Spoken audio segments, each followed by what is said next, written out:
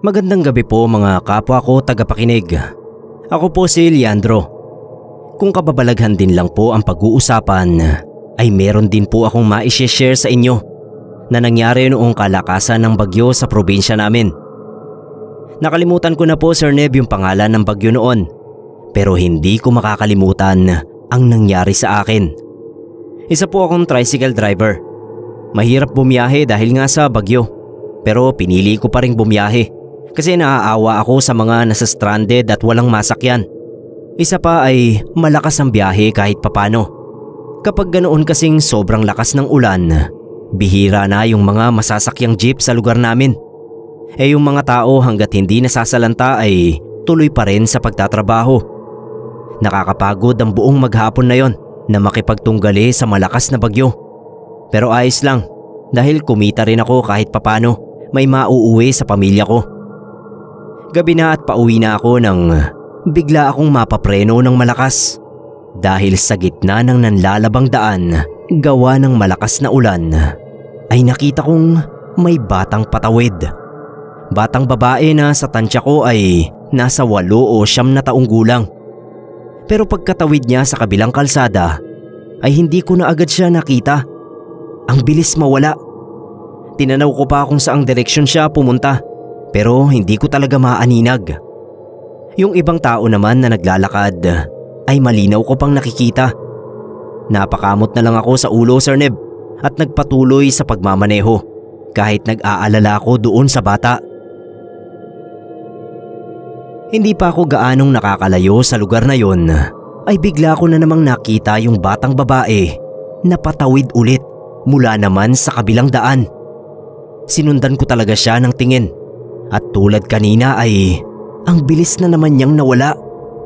Nagsimula akong kabahan.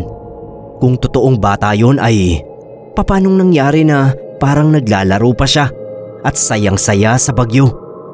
Maliban na lang kung multo na lang yung batang babae na nakikita ko. Aandar na sana ulit ako nung biglang manayo yung mga balahibo ko. Dahil yung batang babae ay nakita kong nasa loob mismo ng tricycle ko. Sa halip na paandarin ng mabilis yung tricycle, ay bumaba ako at kumaripas ng takbo palayo roon.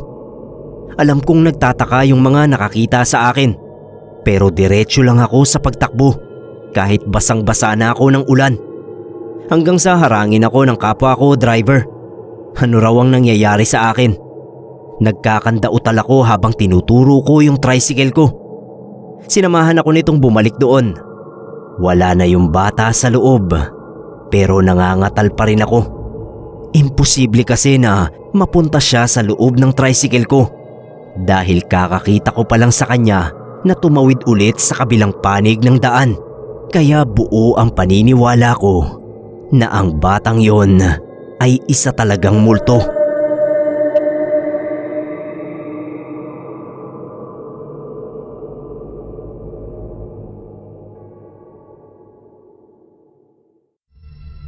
Magandang gabi po sa inyo. Tawagin niyo po akong Kuya Miguel. Ang ibabahagi ko sa inyo ay yung naranasan ko nung bago pa lang ako sa Maynila. Unang trabaho ko roon ay isang taxi driver. Madalas ay inaabot ako ng gabi sa kalsada. Hindi maiwasan ang puyat. Working student pa naman ako noon. Tinulungan lang ako ng ninong ko na makapamasada para makatapos ako kahit man lang 2 taong kurso sa kolehiyo. Isang beses may naisakay akong pasahero na sa tingin ko ay nasa 20 mahigit lang ang edad.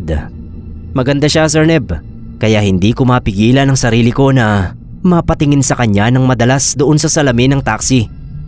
Pero sa sunod na pagsulyap ko ay hindi na magandang muka ang nakita ko, kundi muka ng isang matandang babae. Nakasimangot at talagang masama ang tingin sa akin. Siyempre, sino ba naman ang hindi matatakot kapag nakakita ng ganoon? Wala naman akong naisakay na matanda. Tapos ganun pa yung itsura. Nangilabot talaga ako nun. Kaya sa takot ko ay tinabi ko yung taxi at saka nagmamadali akong bumaba habang nagsisisigaw na parang babae. Pero bago pa ako makatakbo palayo ay narinig ko na rin yung sigaw ng babae. Yung babae na pasahero ko talaga. Saan daw ba ako pupunta? Kaya natigilan ako. Pagtingin ko kasi sa loob ng taxi ay wala na roon yung matanda. Nakakunot yung noo ng babae. Balak ko raw ba siyang iwanan sa madilim na lugar na yon? Tinanong ko rin siya. Sabi ko, hindi mo ba nakita? May multo sa loob ng taxi ko. Dahil sa sinabi ko ay napababa rin siya at nakita ko na natakot din siya. Ano raw ba yung sinasabi ko? Mag-isa lang naman daw siyang pasahero ko. Kaya raw ba panay ang tingin ko sa kanya? Hindi na ako nagsinungaling, Sir Neb. Sabi ko kaya panay ang tingin ko sa kanya dahil nagagandahan ako sa kanya. Pero nung huling tingin ko nga ay doon ko nakita yung nakakatakot na muka nung matandang babae. Sabi niya baka raw lola niya ang nakita ko dahil kamamatay lang daw nun. Baka akala niya ay may masama akong tangka sa kanya kaya nagpakita sa akin. Napakamot na lang ako ng ulo. Sabi ko hindi naman ako masamang tao. Nakita kong ngumiti yung babae pero hindi pa rin nawala yung nervyos ko. Nakiusap yung babae na ihatid ko na siya dahil wala na siyang ibang masasakyan sa lugar na yon. Huwag ko na lang daw siyang tignan at mag-concentrate na lang ako sa pagmamaneho. Awa naman ng Diyos, Sir Neb. Hindi na ulit nagpakita yung matanda sa akin. Siguro dahil iniwasan ko na talagang tumingin doon sa salamin.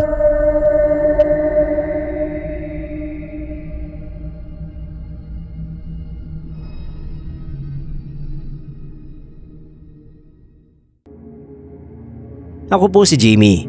May nakakatakot po akong naranasan nung bagyong Yolanda. Bumaha po kasi noon sa lugar namin dahil sa malakas na bagyong yon.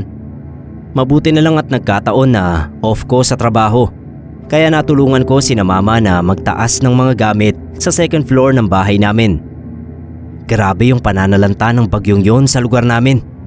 Kulang na lang mag-iba yung bahay namin. Hindi pa naman kami nakapagtabi ng makakain. Ako lang ang pwedeng lumusong noon dahil si Papa na stranded sa trabaho. Puro babae naman yung mga kapatid ko at si Mama ay matanda na. Kaya ako lang talaga yung mauutusan sa labas.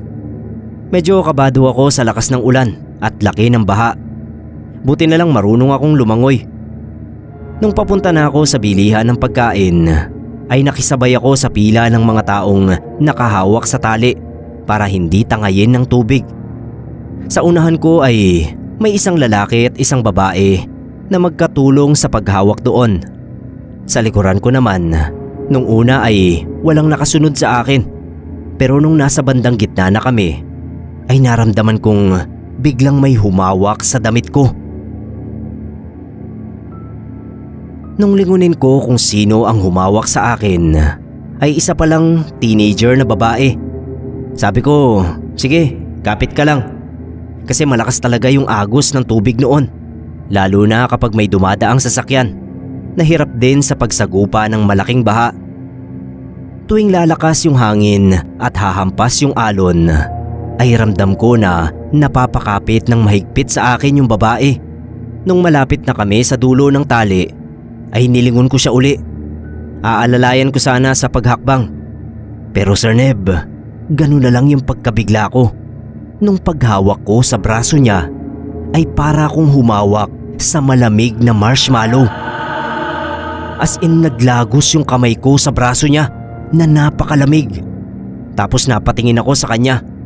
At pagtingin ko sa mukha niya, ay nakangisi siyang nakatingin din sa akin. Sa takot ay napasigaw ako habang pinipilit makalayo sa babaeng yon. Nagtataka yung mga tao na pinagtinginan ako. Nung nakalayo na ako ay may ilan na nag-usisa sa akin kung bakit ako sumigaw. Nung sinabi ko naman ang dahilan, ay sinabi nilang wala naman silang nakitang kasunod ko sa tali. Meron pero malayo pa ang distansya sa akin. Tinanong ko kung saan na napunta yung teenager na babae. Gulong-gulo ako kasi ako lang yata ang nakakita sa kanya. Anong klaseng nilalang ba yun? Kung multo siya, paano niya nagawang kumapit sa akin? Pero hindi ko naman siya nakapitan. Hanggang sa makabili na ako ng mga dapat kong bilhin at makabalik sa bahay namin, ay nangangatog pa rin ako sa sobrang takot. Tuwing magkakaroon ng bagyo, ay hindi maaaring hindi ko maalala ang pangyayaring yon.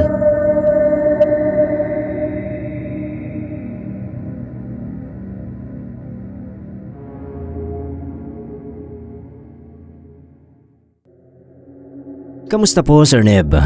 Ako po si Liam, call center agent sa Makati.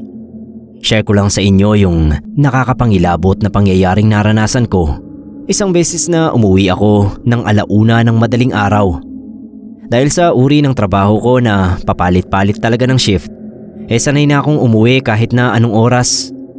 Kahit pa wala akong sariling kotse o motor, palagi naman kasi akong may taxi na nasasakyan. Nung may tumigil na taxi sa harapan ko, sinabi ko agad kung saan ako, tapos sumakay na ako.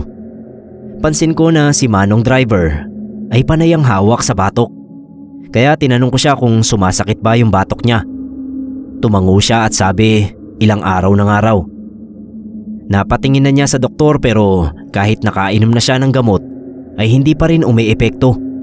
Lalo pa raw lumalala. Binigay ko sa kanya yung pamahid ko na ginagamit ko rin kapag nai-stress ako sa trabaho. Baka ako tumalab din sa kanya. Nahihiya siya pero pinilit ko. Meron pa naman ako noon sa bahay kaya kanya na lang yon. Habang tumatakbo yung taxi, ay mayat maya pa ring panay nakahaplos sa batok niya si Manong. Medyo nag-alala na ako kasi baka dahil sa hindi magandang pakiramdam niya ay madisgrasya pa kami. Sabi niya parang may nakadagan daw na mabigat sa batok niya. Mabuti na lang at hindi gaanong malayo yung dorm na inuuwian ko, kaya ligtas naman akong naihatid ng taxi. Pababa na ako nung mapatingin ako kay Manong driver. Sir Neb, para akong namalik mata dahil nakita kong literal na may nakapasan sa kanya. Isang batang babae na gulo-gulo ang buhok. Kapit na kapit pa sa liig niya at nakatawa itong nakatingin sa akin. Kaya siguro sinabi ni Manong kanina na parang nahihirapan din siyang huminga. Natulala ako at ramdam ko yung panginginig ng baba ko sa takot. Kaya nagtaka si Manong. Sinabihan niya pa ako na pakisara na lang yung pinto ng taxi. Sumagot ako kay Manong. Sabi ko sandali lang. Bumaba muna siya. Nagtaka siya at natakot nung sabihin ko na may nakapasan nga sa kanya. Nakita ko lang nung pababa na ako. Pagbaba naman niya ng taxi ay nawala na yung nakapasan sa kanya. Hindi ko na nakita. Sabi ko wag na muna siyang bumiyahe. Sasamahan ko siya sa bahay ng landlord namin. Kasi yung asawa nun ay isang albularyo. Baka matulungan siya. Hindi naman siya nagdalawang isip, Sir Neb, dahil naniniwala rin siya sa mga ganoon. Binaba ko lang yung bag ko sa dorm tapos sinamahan ko na siya dun sa albularyo. Nakauwi naman siya ng maayos. Panay ang pasalamat niya sa akin kasi ramdam na ramdam daw niya na gumaan yung pakiramdam niya nung gamutin siya ng albularyo.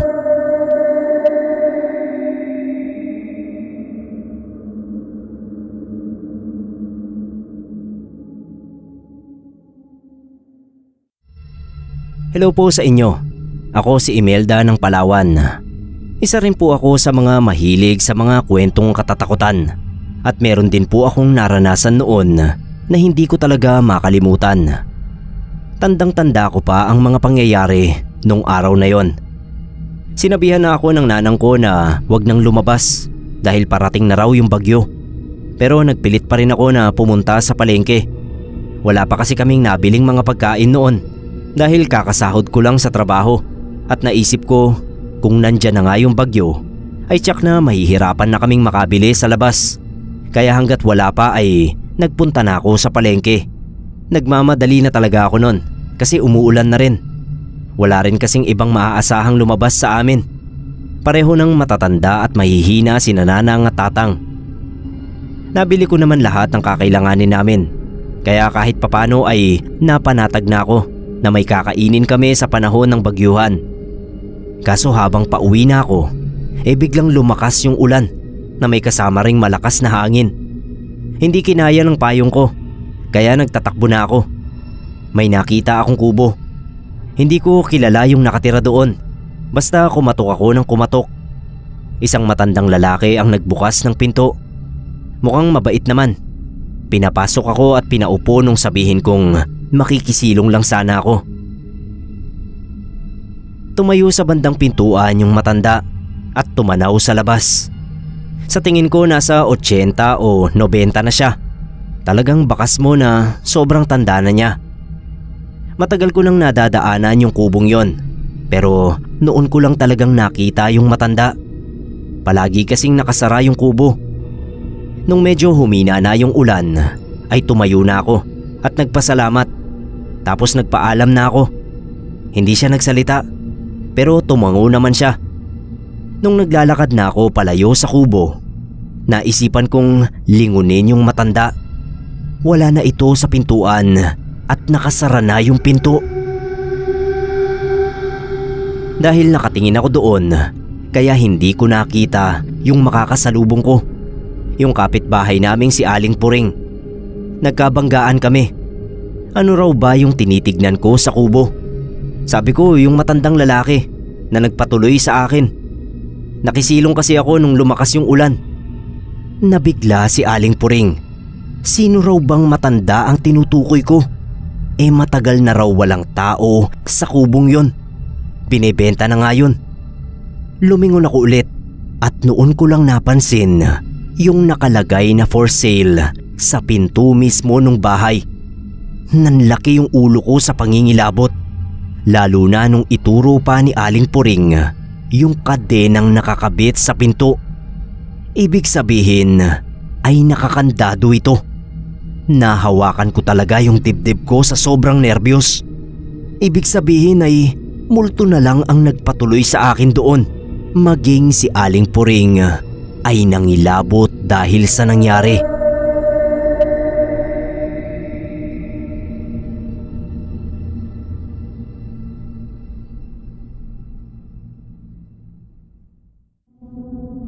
Itong ikukwento ko sa inyo ay karanasan ng tatay ko na isang taxi driver. Binigyan naman po niya ako ng permiso na ibahagi ito sa iba. Nung una pa man ay sinabihan na siya ng mga kapwa niya driver na wag daw siyang maghahatid ng pasahero sa partikular na lugar na yon na kinatatakutan ng mga driver. Hindi ko na lang po babanggitin kung saan yon, Sir Neb. Pero isang gabi ay may naisakay siyang pasahero na lalampas doon ang destinasyon. Madadaanan ng lugar na yon. Ayaw sana niya kasi naalala niya yung sinasabi ng mga driver na may nagpapakita roon na multo ng matandang lalaki. Yung matandang lalaki raw na yon ay dating na hit and run sa lugar na yon at patuloy pa ring naghahanap ng katarungan. Kaya namemerwisyo ng mga motorista, lalo na ng mga taxi, dahil bali-balita na taxi ang nakasagasa rito. Hindi raw alam ng tatay ko kung may katotohanan ng kwentong yon. Naawa naman siya sa pasaherong babae dahil gabi na at mahirap talagang sumakay nung gabing yon. Maulan kasi, kaya sinakay na lang niya. Kinakabahan si tatay habang nagmamaneho siya papunta roon. Pagdating doon sa lugar ay lumikot talaga yung mga mata niya kasi nag-aalala siya na makita niya yung sinasabing multo ng matanda. Pero maayos naman silang nakadaan doon na wala siyang nakitang multo. Naihatid niya ng ligtas yung babae. Kaso nung pabalik na siya, pagtapat niya mismo sa puno ng balete, ay doon na siya nang hilakbot. Dahil bigla na lang may kung anong bumangga sa unahan ng taxi niya. May nasagasaan siya. Kinukutuban na siya na baka raw yun na ang multong sinasabi. Pero nanaig pa rin sa kanya yung kuryosidad dahil baka nga totoong may nasagasaan siya. Kaya kahit nangangatog siya sa nerbiyos ay naglakas loob pa rin siyang bumaba ng taxi at tinignan kung may nasagasaan nga ba siyang tunay na tao o baka naman hayop. May mga baka kasi sa lugar na yon. Inisip niya na baka may nakawala kahit wala naman siyang nakita. Pero Sir Neb, pagbaba niya ng taxi, kahit anong paghahanap daw ang gawin niya, ay wala talaga siyang nakita. Kaya dali-dali siyang bumalik sa taxi at paaanda rin na sana ito. Nung mahagip ng mata niya ang matandang lalaki na noon palang patawid ng daan. Napalunok si Papa. Baka ito na yung sinasabing multo kasi tumutugma ang itsura nito sa dinidescribe sa kanya ng mga kasamahang driver. Nakatungkod pa yung matanda na noon ay marahan ang mga hakbang na lumalapit sa kanya mula sa kabilang kalsada. Hindi na raw nakayanan ng tatay ko yung takot, kaya pinaandar niya agad yung taxi. Kaso hindi pa siya nakakalayo ay bigla namang hindi na niya ito mapaandar. Nilingon niya yung matandang lalaki. Wala na ito. Napaka-timing ng pagkasira ng taxi ni tatay. Kung kailan pa talaga siya nagmamadaling makaalis sa lugar na yon. Buti na lang daw ay nadaanan siya ng kakilala niyang driver na siyang tumulong sa kanya na makaalis sa lugar na yon.